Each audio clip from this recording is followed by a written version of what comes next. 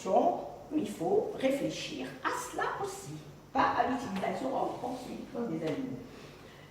Alors, qu'en est-il pour notre Algérie? On est très fort en législation. Pas que là. On a des choses, bien sûr, on n'est pas quand même vierge dans la législation. C'est après dans le contrôle de l'application de la législation. N'est-ce pas, monsieur, mon ami, Zila? Je pointe les syllabes, parce que, bon, c'est pas grave, je parle de tout le monde. Il me connaît, donc ça va, je peux tomber dessus. Mais il y a plein de choses, bien sûr. Alors, qu'est-ce qu'il y a? Nous sommes en train, dans le cadre de l'association, de regrouper toute la législation algérienne, pour que les gens, au moins, ils prennent connaissance. C'est vrai qu'il y a, depuis 88, la loi pour les vétérinaires, etc. Ça, vous le savez très bien, protection de la santé animale, d'accord. Dans l'article 58 de cette loi, c'est une loi, et personne n'est censé ignorer la loi. Bien, donc c'est vrai qu'il est interdit de pratiquer voilà, des choses qui ne sont pas saines sur les animaux, ça on le sait. Mais est-ce qu'on le fait, comment on le fait, etc. Alors, c'est exactement le même principe, bien sûr, pour tout ce qui est recherche, en biomédical, en expérimentation scientifique, etc., etc. Donc, il y a aussi la préservation sur les animaux sauvages. Je ne parle pas des animaux de laboratoire uniquement. Parce que vous avez vu dans la prévalence, il y a beaucoup de gens qui utilisent les animaux sauvages dans les publications. C'est très important.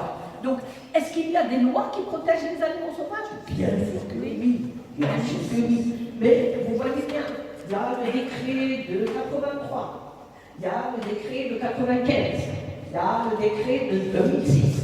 Et tous ces décrets-là ne doivent pas être méconnus par les scientifiques. Parce que j'ai l'impression qu'on est dans deux mondes différents. La législation, les politiques, et puis le reste, je suis à l'université, je fais mon petit bricolage, hein, d'accord, je travaille, je vais chercher les animaux comme je veux, je les achemine comme je veux, dans des cages, dans des boîtes, dans des malles de voiture. Non, pas sûr que la. Mais il y a des choses à réviser. Donc, bon, c'est quand même important de dire que la loi existe. À côté de cela, l'Algérie est signataire de toutes les conventions. Vous le savez, ça aussi. Donc nous sommes fiers d'être dans le paille, il n'y a pas de souci. Je ne vais pas vous faire un cours sur l'éthique en expérimentation animale, il y a des gens peut-être qui demain vont parler de cela et qui vont recapituler. Moi j'essaie de parler de l'Algérie aussi. Bien sûr que nous savons tous qu'il y a la directive du Conseil européen, qu'il y a le traité d'Amsterdam, qu'il y a la déclaration d'Helsinki. Tout ceci, c'est clair, net et précis.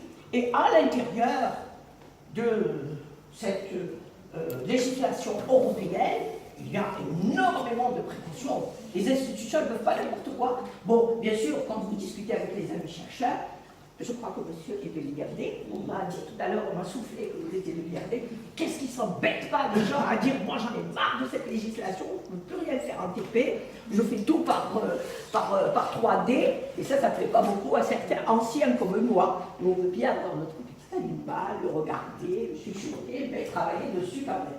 Alors, dans ces principes internationaux, je pense que madame en parlera demain, le principe des 3 R, il est connu par tout le monde, hein.